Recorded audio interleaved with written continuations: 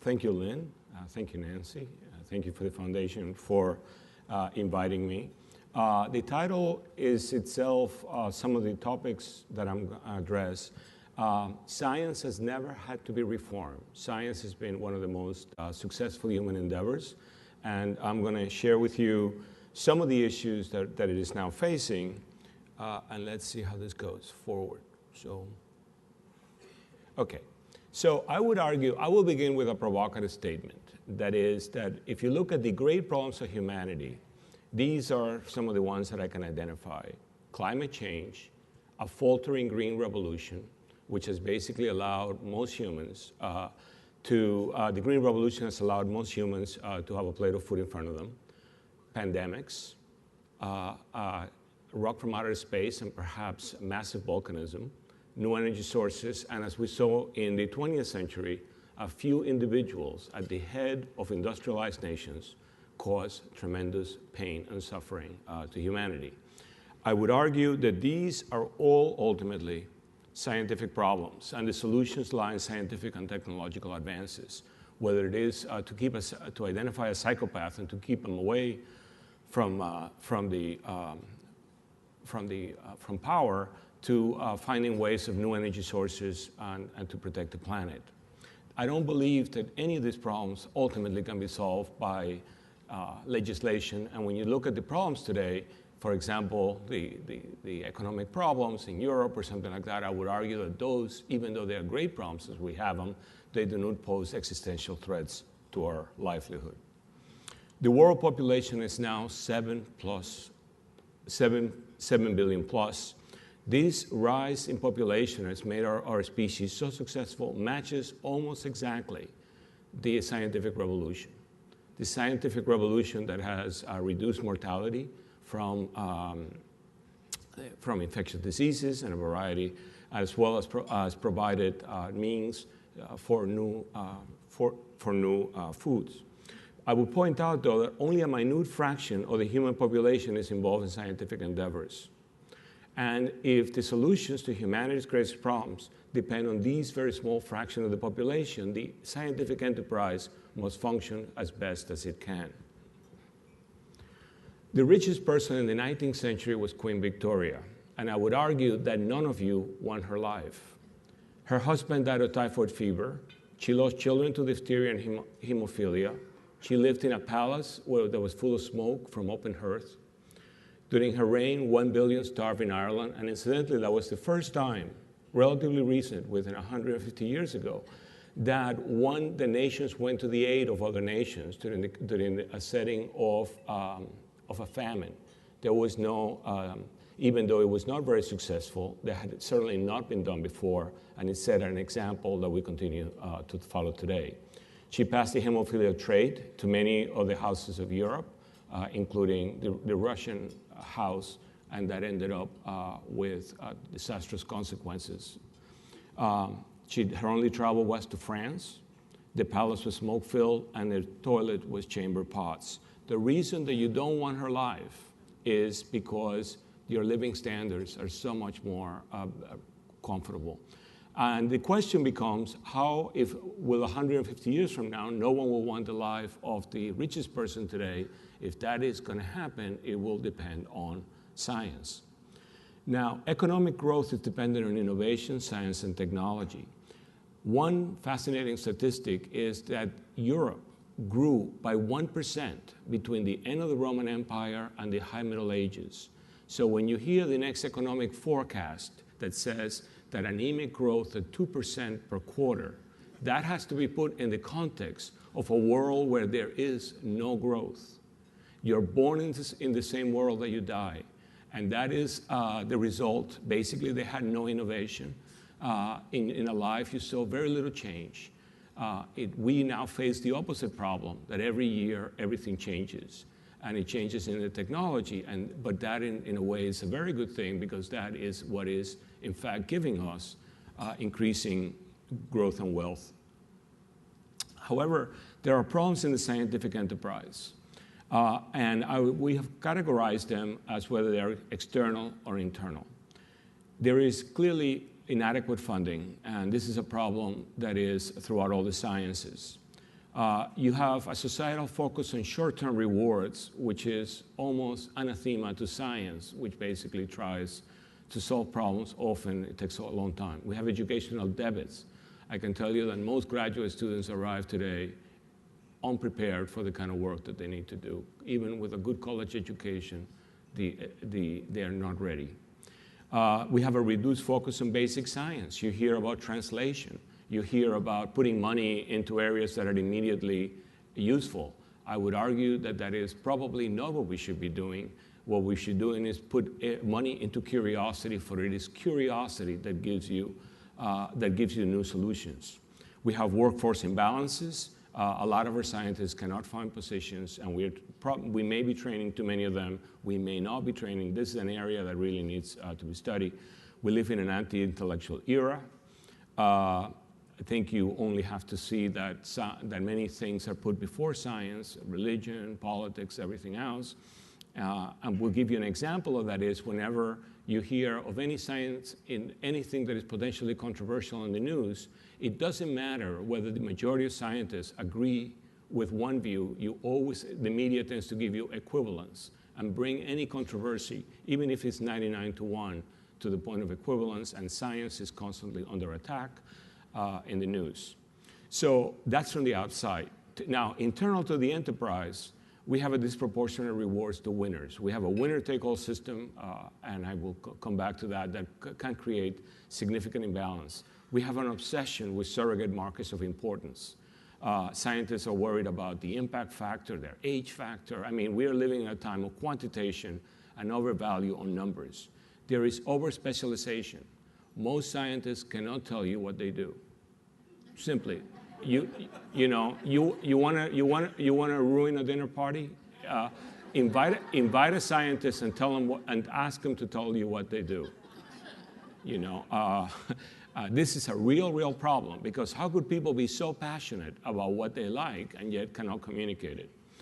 We have an economic system in science. Again, it's the winner take all, and we have generally very poor communication with the public. So the solutions to the external problems are political and societal. The solutions to the internal problems, I believe, are within the scientific establishment. So Ferric Fang and I have proposed a series of reforms to science. As I began by saying, science has never had a need for any sort of reform. It's been enormously successful. But I think we are at a point in which we need to begin to look at some things critically. So within science, we have proposed methodological reforms and cultural reforms, and outside of science, structural reforms. However, before doing anything, it is important to obtain unequivocal data that there is a problem. And I am a scientist. I'm a working scientist. I run a lab. I basically have to write grants. I do science for a living.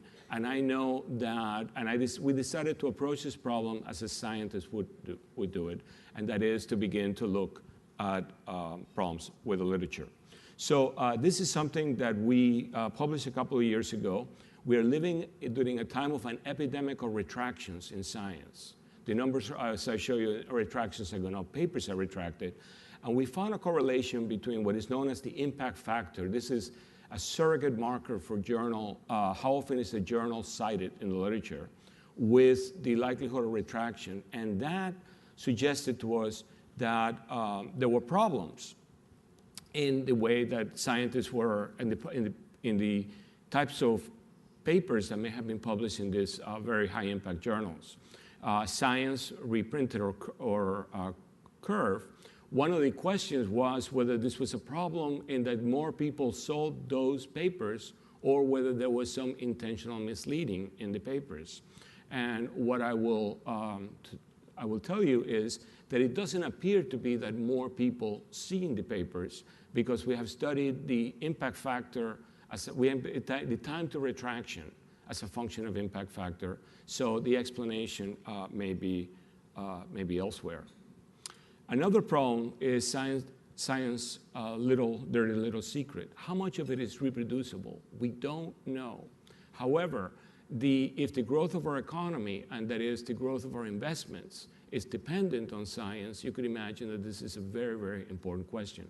The Wall Street Journal reported last year that 9 out of every 10 drugs that industry takes tends to fail often from a problem that is that the data may not be reproducible or that the initial expectations were too optimistic.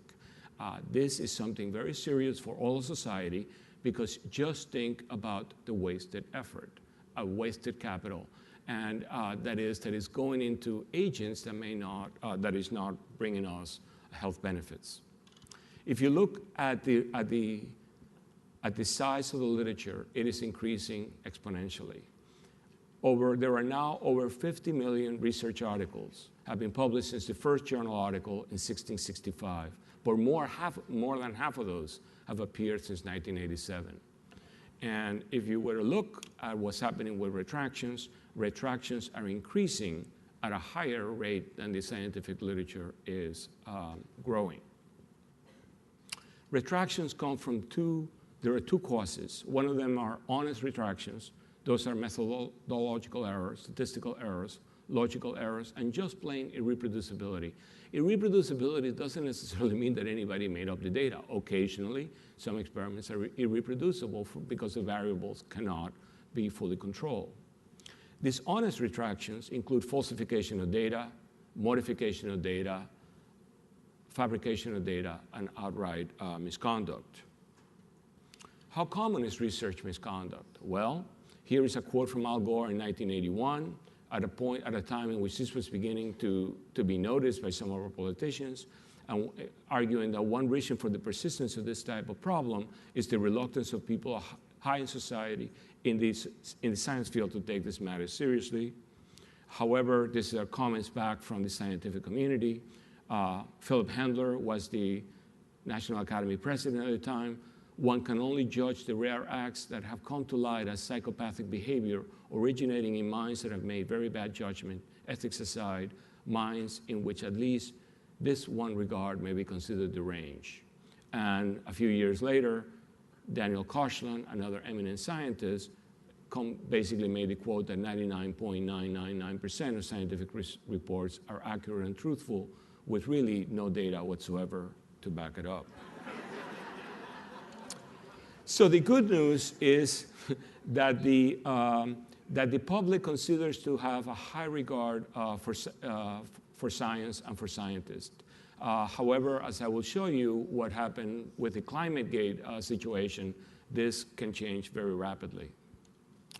Now, there are beginning to be studies trying to ascertain how often are questionable research practices happening in the laboratory. So in 2009, Fanelli et al. Published this paper, and you can see that this is people that admitted, for example, that they had themselves committed questionable research practices. Even there, it's a few percent, but you can see that you're almost at the 20%, knows that colleagues have committed questionable research practice, and knows of cases of bias or fraud. And this has to be the tip of the iceberg, because you can imagine that not everybody filled out the questionnaire and not everybody admitted to this. So this was just published last month, more questionable research practices. I just received this from a colleague yesterday. And this, by the way, if you're interested, you can find it in Scientific American blog. The bottom line is that many scientists know of questionable research practice, including fraud, but there is a much greater area, that is, and they selectively publishing some aspects of the data to make it look good, and to clean it up and to modify it. And obviously, this is a form of misleading, because you will look at the paper and you will conclude that the situation is a lot cleaner than it should be. So we set out to look at the problem as a scientist would. To convince scientists, you got to tell them that there is a problem. And we went into the area that they value the most, which is their literature. So we began to looking at retractions. And we just published this paper about 6 months ago. And the title basically says it all. We found that misconduct was responsible for the majority of scientific retractions. The problem was pervasive even in the retraction notices. That is, so when you look at a retraction notice, it often said, we're retracting the paper because the data was not reproducible. But what happened is that if you cross-index the names of the authors, for example, with scientific misconduct investigations, then we found that the rate of misconduct, the percentage, went up to about 2/3 of the cases. Where retracted papers come from? Well, it is interesting. If you look at the established scientific powers, for example, the United States, Germany, Japan, you find that a lot of it is fraud or suspected fraud. Plagiarism is found more in the countries that are emerging scientific powers. And another phenomenon that we found out there, which is actually not as bad, we think that if you look at the levels of sin, this is probably not as bad. It's duplicate publication, in which people basically take the same paper and they try to publish it in multiple journals to pad their CV with a slightly different titles. How long does it take to retract an article? Well, it can take quite a bit of time. All causes took about an average, a mean of 33 months. But if you look at the cases of fraud, it takes significantly longer. And the reason for that is because fraud investigations take time. So what are the incentives for research misconduct? Well, there are many. There is monetary rewards. There is career advancement. There is the priority rule and the winner-take-all economics of science. And then there is research funding. Now, these are an example of incentives that are created in some countries to publish in high-impact journals. Institutions give incentives. For example, the likelihood of scientists getting promoted may depend on where they publish and how much they publish. Some countries give cash awards for publishing in the very high-impact journals, such as Science, Nature, Cell, the New England Journal of Medicine.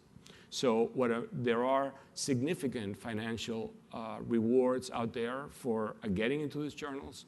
And there is also, from a career point of view, it is very important for advancement. If you look at what the United States is spending as a percentage of the GDP, this is a bit of an old slide, but I can tell you that if you put it forward, it looks even more dismal than that. The percentage of the federal government spent in research is continuously dropping. Industry has picked up the slack significantly, but remember, what industry does is generally very applied, and fundamental changes will tend to come only from basic science research. And it often takes basic science research a very long time to become useful. Einstein proposed his general theory of relativity at the beginning of the 20th century. But finding a useful application for it took a very long time. All of you like your cell phone today.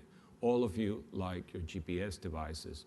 For these things to work, the clocks had to be adjusted for the fact that they run faster in the high gravity of Earth versus the satellites on the outside. So here is an example where something of great fundamental importance took about 70 or 80 years to become useful, and now it's totally transformed our society, because without putting those clock calibrations for gravity, your GPS won't work, and your cell phones won't work. So I'm going to go through some cases of fraud. This is Andrew Wakefield. I'm sure you have all heard about the link between autism and vaccines. It turns out that this was a fabrication. It was retracted 11 years after that. But think about the societal damage that this has done. People continue to fear vaccines. It doesn't matter that there is no evidence that the vaccines are associated with autism. A scientific study after scientific study shows that this has entered the public mind. And here is an example of what's happening in England today. You're having a measles epidemic. The result is the result of not vaccination.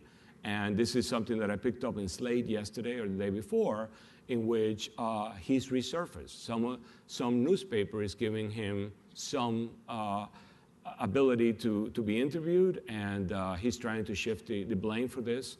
But this is an example where the original paper is considered to be fraudulent. This was an individual in Bell Labs who made numerous papers that were published that were all shown to be fraudulent. Joachim Bolt, over 80 retractions. The result, basically, he enrolled patients in studies for which there was no IRB approval, and there was no convincing evidence that, in fact, any of the work had been done. Now, he was one of many on a huge clinical study. So he was contributing a few patients to a clinical study. All those individuals lost their work. All that work ended up being wasted. And there have been editorials that at least some of the data led to clinical practices that may have been not the best for patients. Here is an individual in Korea who made up a lot of data related to embryonic stem cells. This is someone here in Connecticut, at the University of Connecticut, who has been working on resveratrol. This hits very close to home because I justify my wine intake based on all the good things about it. So if some of the data on that is fraudulent, I guess that I have to rethink how much I drink. This is an individual in the Netherlands, and this is a fascinating case which has just been featured in the New York Times, and I urge you all to read this, and it tells you how these things happen. Very few people have come out and admitted why they commit fraud and the pressures that do so. And this is, I guess, one of the very important things about this article is that it explores the mind of a con man.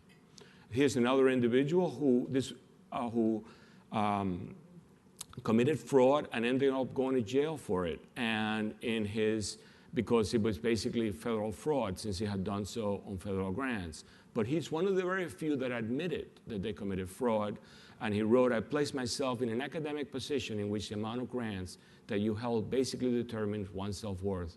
Everything flowed from that." And there is a lot in that statement that tells you about why some of these individuals are driven to that. Basically, the economics of academia, the economics of science. Now, this is a case that happened at Duke University. An ill party was found to have generated fraudulent data in studies of breast cancer. So basically what was being done here is that women with breast cancer were being sequenced. That is, the DNA was being sequenced. And depending on the analysis of the genome, they were being put into different groups for treatment. And it turns out that a lot of clinical decisions were done and things like that. And the studies turned out to be fraudulent. And this has already been picked up on 60 Minutes. One of the criticisms that we have gotten from our fellow scientists is that we are muckraking. That is, that we are going into the literature to find problems. And my answer to them is, this stuff is already in 60 Minutes. This stuff is already on the New York Times. We're trying to highlight this problem scientifically in order to make some progress and potentially some reforms, and not necessarily to compromise people's beliefs in science. Now, you may have noticed that every single face was a male. Some of you may have noticed it. But so we decided to study whether there was a male preponderance to fraud, and the answer was yes. This has just been published, and I will tell you that this is my first and last gender paper. The politics of gender are unbelievable. No one has any problem with the data, but everybody has a problem with the interpretation. So what's driving this? So if this actually paper is open access, you can download it, and you can see the discussion that we had to cover many potential explanations, from biological to perhaps one of them is the following, that the finding is that women are missing from the Office of Research Integrity Investigation. So another possibility that was raised by reviewers and discussants and all that is that they commit fraud just as much as guys do, except they don't get caught. So that's in there. So now, when you have the discovery of fraud may lead to serial retractions. What you see here is the original finding, the original retraction in blood, and then once a scientist is found to have a fraudulent paper, that triggers investigations. that lead to multiple fraud. So these lines just mean it shows when the paper was originally published, and then it shows when it was retracted at the other end. And you can see that they tend to come in bursts. So here is another problem. Not all fraudulent papers are retracted. Oftentimes, these individuals use the legal system to threaten the universities and to put an end to investigations. But here is a case from the 1980s. The papers are still sitting out there, even though Racker publicly acknowledged that his student inspector work was fraudulent. And this, imagine you don't know anything about the field, and you find these papers out there. You would not know necessarily that they were shown to be fraudulent. Here is another case from the 1970s. This was an individual, Memorial Sloan Kettering. He basically used a pen. He was studying transplantation of skin, and when he didn't get the results he wanted, he took a black pen and began painting the bunnies and getting great results until it was discovered. Now, other people are looking at this, and I want to point to you the work of Dr. Ioannidis. He basically thinks that the problem is that we need to fund projects and fund people and not projects, that a lot of the problems are the incentives. And he's argued that the greater the financial and other interests and prejudice in the scientific field, the less likely the research findings are to be true. That is a very, very provocative statement. Here is an example of what happened to public opinion. So public opinion is generally quite favorable to scientists. But if you remember, there was the ClimateGate. ClimateGate was nothing more than a hacking of a university in the United Kingdom and taking out all the emails from the scientists back and forth and publishing them. And I'm not saying that there was any evidence of misconduct at all. It sounds like your typical emails that you send back and forth. I don't believe this paper. I don't believe this and that.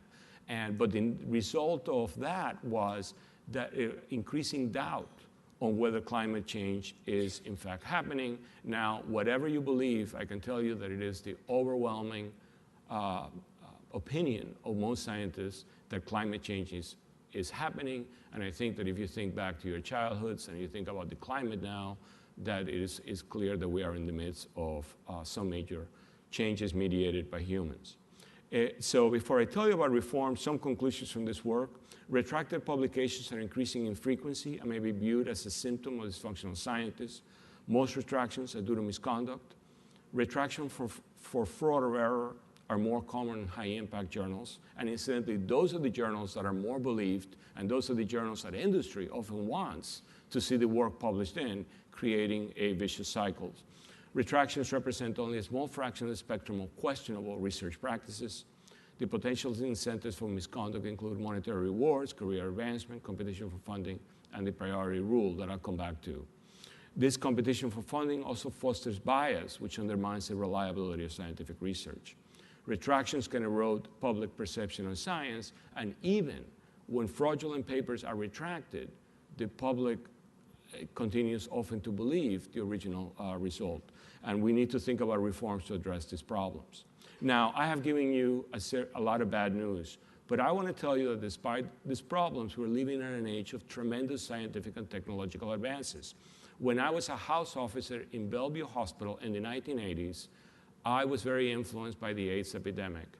In between the years of 1985 and 1988, I saw hundreds of people younger than I was at the time, in my 20s, died of AIDS, and we could do nothing about it, nothing about it. Dial forward a quarter of a century, and today there are 26 drugs against it in 5 different classes. This has become a chronic disease. These people can lead pretty much normal lives. This was the result of science. This was the result of learning about the virus, figuring out how to generate drugs. If not just improving healthcare in the 1980s would not have resulted in what we have today. Another major advance has been on, for example, in some cancers. So here is an example of how long it takes. Oncogenes were discovered in the late 70s and early 80s. but it takes 30 years for the first drug targeting oncogenes to come out. This drug is revolutionary. And the hope is that in a few decades, we're going to be able to treat a lot of these cancers this way. We have now a vaccine against papillomavirus. It may be that in the future, cervical cancer, oral head and neck cancer will no longer be there. We have a rover in Mars sending us information, and the Higgs boson was found last year, basically validating the standard model in physics and something of tremendous importance to humanity. So I guess what I'm saying to you is that despite all the bad news, that in fact a lot of good is going on.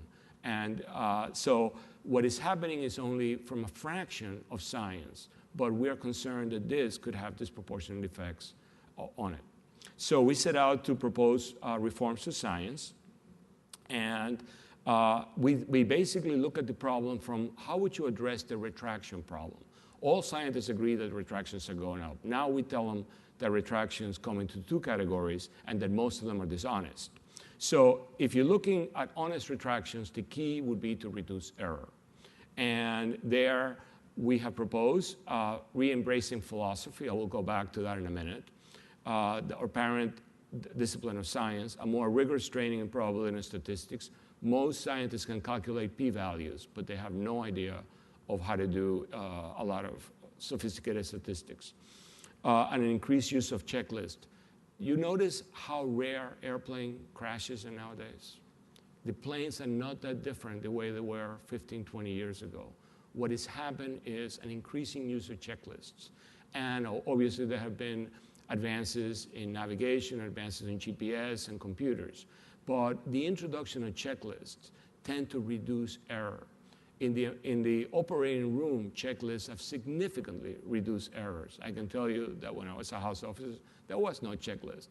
And I saw, for example, that people will flip the X-ray in those days, and they write on the left, and you could make errors as to which person, what side of the body it would be. That doesn't happen anymore because there are no more films. Now, at least you have a computer screen, and you can see how progress on that has reduced medical errors. Now, for the dishonest retractions, we think that there has to be cultural change in science. We need to think of new reward systems, and we have to reconsider the priority rule. And we have to create more of a scientific culture of honesty. Now, I have a warning from the prince. There is no more delicate matter to take in hand, nor more dangerous to conduct, nor more doubtful of success than to set up as a leader in the introduction of changes.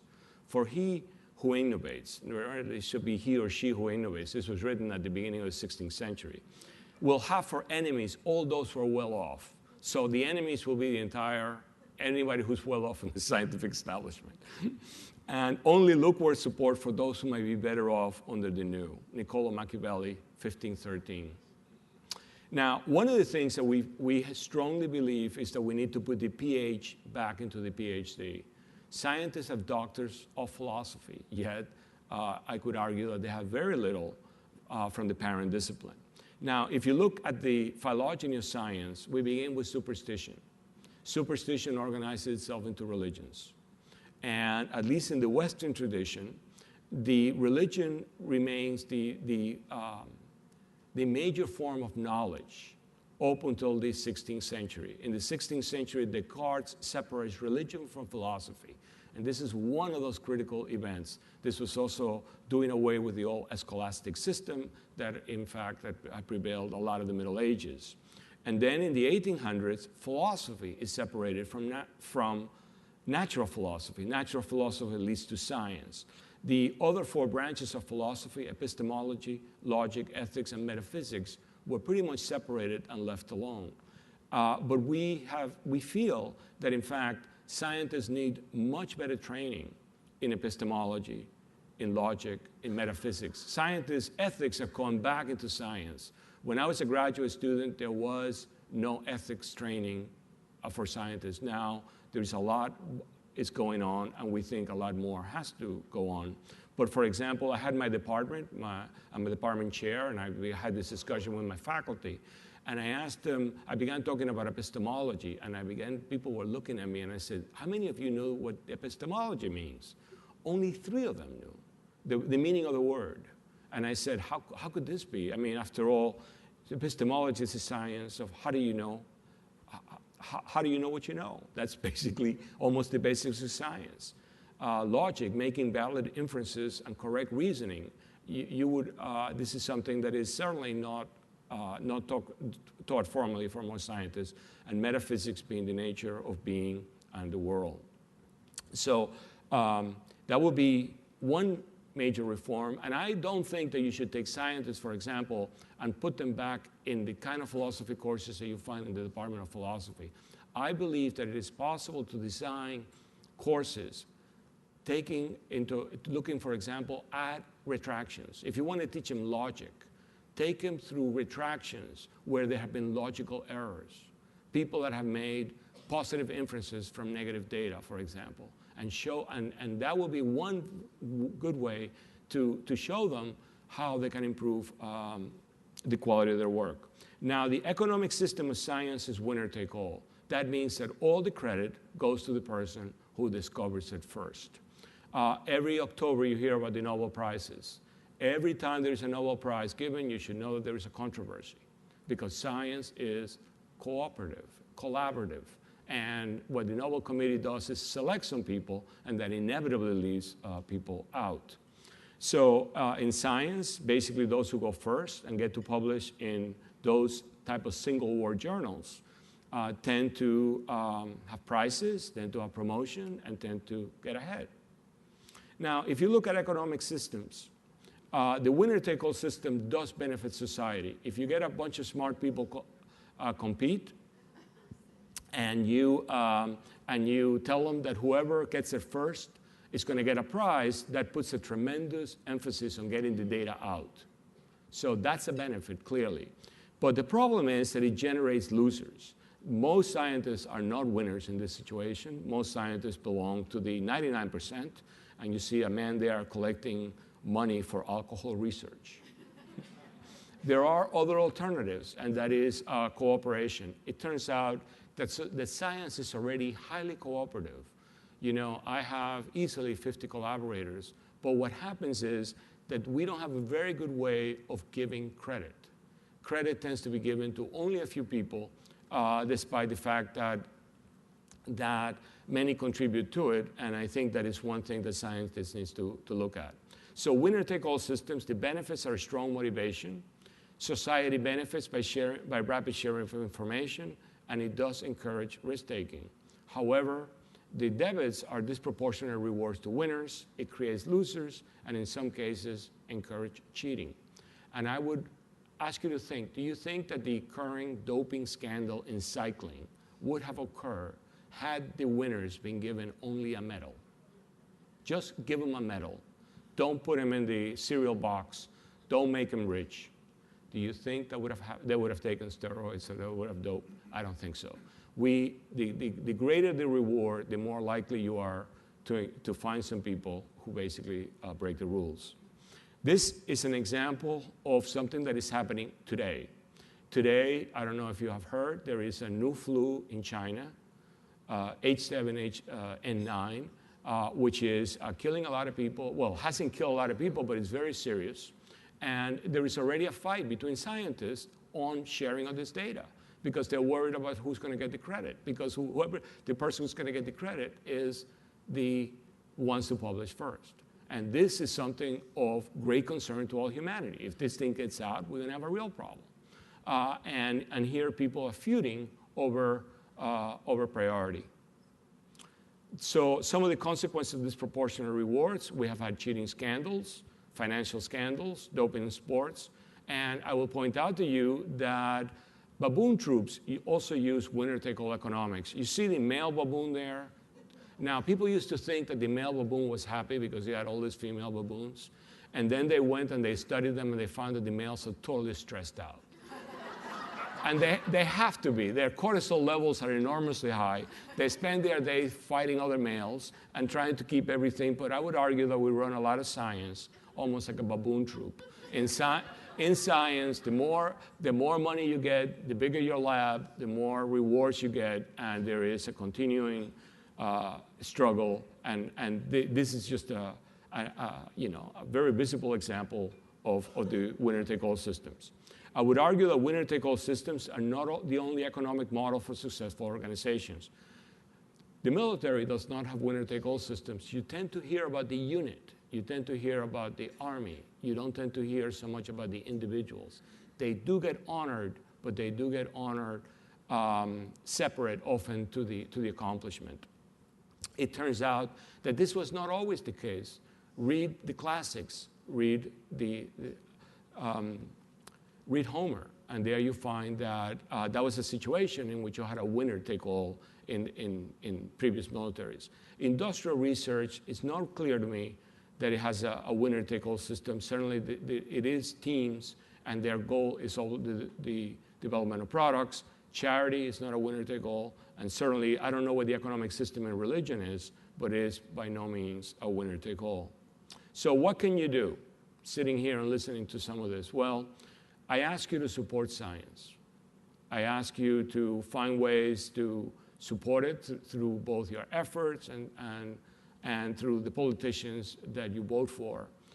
In particular, I try to also support basic science. I would argue that if you were to put all the money in the world that is in science into something, for example, a particular type of cancer, that may not be, that's almost certainly not the best way to spend the money. In generally, advances come from areas outside of the field that you're looking at. For example, oncogenes. I just told you about the development of drugs against cancer that came from studies of viruses. And those studies were pretty much, at the time, did not seem to have any necessarily usefulness. I think you should demand high standards throughout. I believe that you're all scientists. And scientists in the sense that you're curious about the world. I think that we should all be asking, where is the data? When you hear something, ask, where is the data? And try to be rigorous about it. Do not fall for the equivalence trap. Next time you hear something in the news, be cognizant of the fact that the news will set up for you a controversy. So if somebody is saying that, 99% of scientists says that Mars is getting closer, they will find somebody who says Mars is getting further. And the two are created almost as equivalent opinions, and that is not the case. You are funding science with your tax dollars. Most of science is correct. Most of science is going to make our society better. Try to think about scientific consensus and try to listen to it, and be optimistic. I really believe that finding problems is the first thing in fixing them. And there is a lot of interest in science among scientists in some of the work we're doing, and there is certainly a desire to make things better. And with that, I end.